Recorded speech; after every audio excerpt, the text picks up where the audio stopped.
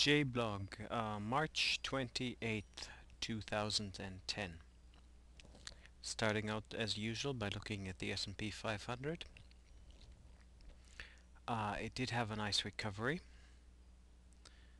from this downturn here and has made a new higher high. A lot of commentators make a big deal out of that. And it is an impressive run up. There's a lot of up days in this run. As you can see here, down here on the stochastics, there's definitely a lot of stochastics are running really hot.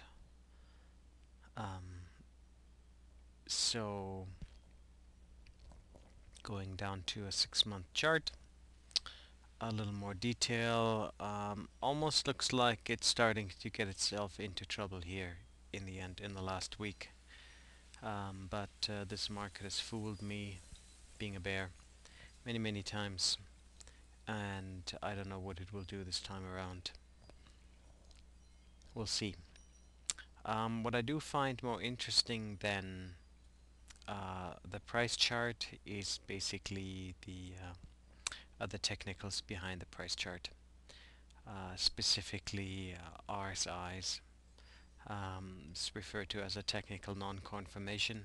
When the price chart goes to a high and then the same high is once again reached, or a higher high is reached, but it doesn't reach it on the technicals, and that means that even though the price has been reached, the move wasn't as forceful as it was the first time around.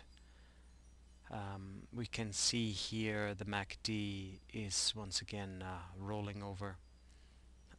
We've actually had a crossover. Stochastics has dipped below 80 quite significantly. OBV is starting to soften up as well, so even though again we are reaching highs, um, we are not necessarily doing it on as much strength. I actually should comment, this is the New York Stock Exchange Composite, not the S&P 500, which of course includes smaller stocks as well. Here's the S&P, but same thing again. We've got a lower high, a slightly lower high on the RSI, and here's a different way. It's a shorter time period of looking at the RSI, and it's definitely a lot less vigor in this up move. So we'll see how that continues. Again, MACD is about to roll over. The stochastics has just pierced the down line. OBV not quite as strong. The Wilshire 5000, which is the biggest index, most inclusive index, same thing. We've got technicals that are softening up. So we'll see how that goes. Other things that I'm following are oil. Oil, as you can see, have been going up in a channel. Then that channel flattened here, the red line, and now the channel has potentially flattened even more on this green line here. Has a potential for a down move that could mean an economic downturn is anticipated on a lower oil usage. It's a bit of a head and shoulders, not very strong, but a bit. We've got a lower high here, lower high there, and a higher high in the middle. We'll see how that goes. But some of the shine is of oil. We'll see how that continues. Not quite sure though. Obviously, always depends on what's going on in a world picture. Natural gas, very interesting. Natural gas has been going down quite steeply here, and as I said, if there's an economic recovery, it certainly isn't in North America. Otherwise, this would be a lot higher than it is now. It says we will not be using a lot of natural gas, or we have a lot of it.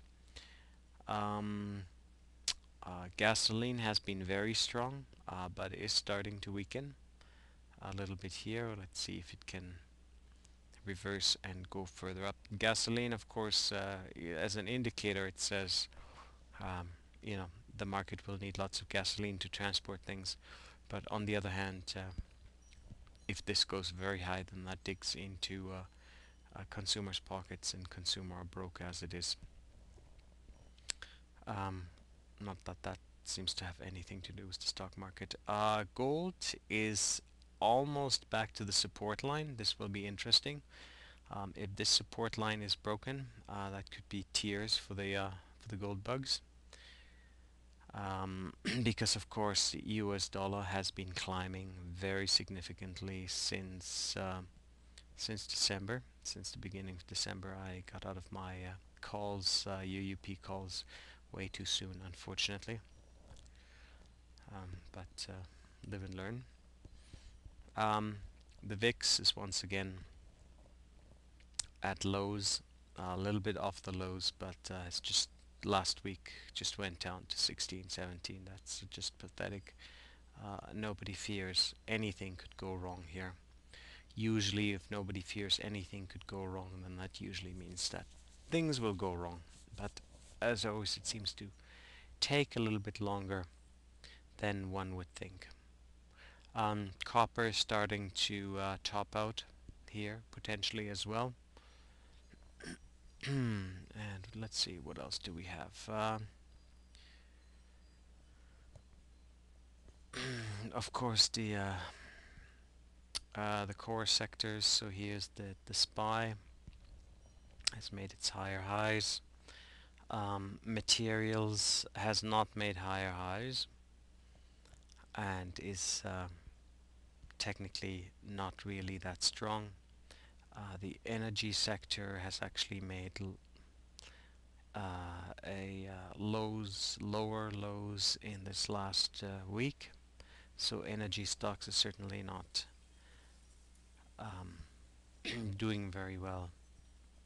Um, Stochastics at the very low, OBV broken through, and even the TRIX is starting to go negative, so that's not good. Financials, of course, continuing to go ballistic, which is um, not quite understandable, but of course, banks have the advantage of being able to borrow money for nothing and sell it to the US government for 1 point something percent. So if you leverage that 10 to 1, I guess there's a lot of money to be had there for absolutely no risk. We'll see how that goes. Commercial real estate is down by 40%. A lot of commercial um, real estate installations are losing money, and that will be the next hit on the banking sector, but nobody seems to be particularly worried about that. Industrials, again, new highs. Not sure why.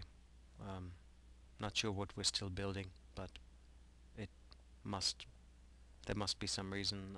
Technology has reached the highs, but is starting to break down on a technical level. Then we have consumer staples making new highs. Not sure why. Consumers are broke, yet could consumer staples make new highs, and of course the consumer discretionaries, another bane of my existence at this point, um, making new highs. Discretionary spending seems to be very strong. I mean, judging by this stock chart, you would think we're in the middle of a consumer boom, um, not basically broke. Um, Again, this is just mind-boggling, but that's where the market wants to go. So that's all I have for today. Oh, healthcare, of course, that Healthcare Act is in place, um, and healthcare took a little bit of a hit here. It'll be interesting to see how that works out. Anyways, I gotta go. Hope you have a good week. Happy trading and go make lots of money.